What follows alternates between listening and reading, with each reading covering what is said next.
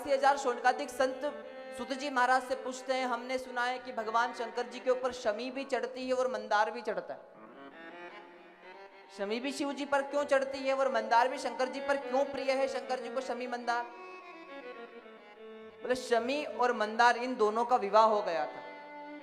इन दोनों ने एक संत का अपमान किया और संत ने क्रोध करके शमी और जो मंदार था उनको शाप दे दिया, शमी तू संत को देखकर हंसती है, तुझे शाप देता हूं कि तू जड़ बन जाएगी और तुझ में इतने कांटे होंगे, इतने कांटे होंगे, इतने कांटे होंगे कि तेरे पत्तों को ही तेरे कांटे चुभने लगेंगे। महाराज मंदार से कहा, मंदार तूने संत का अपमान किया है, मैं तुझे भी शाप देता हूं कि तू भी जड़ बन जाएगा और तू इतना जहरीला हो जाएगा कोई पशु भी तेरे पत्तों को नहीं खाएंगे। शमी मंदार रोने लगे। ये दोनों शिव जी के भक्त थे, पर इन्होंने संत का अपमान भी किया था। भले ही शिव भक्त है, ध्यान दें, आप कितने ही बड़े भक्त हैं, पर आप किसी का अपमान करेंगे तो ये भक्त नहीं कर सकता। शंकर जी ने देखा कि ये मेरे भक्ति तो करते हैं, पर इन्होंने संत का अपमान किया, तो शंकर जी भगवान ने गणेश जी को भेजा, जाओ इनका कल्याण करो। जहां श्राप दिया वहां गणपति गणेश भगवान प्रकट हुए और गणेश भगवान ने आकर भूषण जी महाराज जिन्होंने शाप दिया उनको समझाया, संत कृपा कर दो आप। शमी मंदार रो रहे हैं, श्री विनायक जी से प्रार्थना की, प्रभु कृपा करो।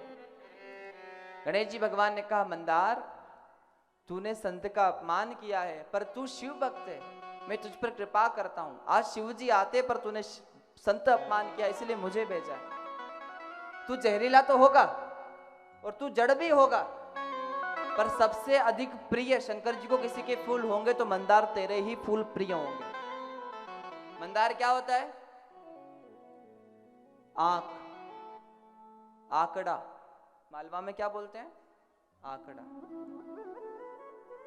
गणेश जी कह रहे हैं, मंदार तूने संत का अपमान किया, इसलिए तुझे जड़ बनना पड़ेगा, जहरीला भी बनना पड़ेगा, पर तेरे साथ शिव भक्ति भी है, तो शिव जी ने तुझ पर विशेष कृपा की है कि शिव जी को अगर सबसे अधिक प्रिय कोई फूल होगा तो वो फूल होगा आंख का, मंदार का।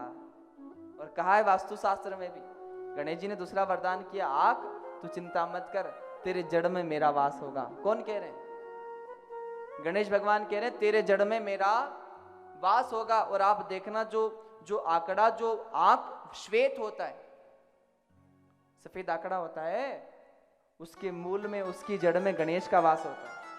और जो पुराना आंकड़ा हो जाता है, अगर उसकी खुदाई की जाए तो उसकी जड़ गणेश का रूप ले लेती है। और कई सारे मंदिरों में आंख की पूजा की जाती है। हर हर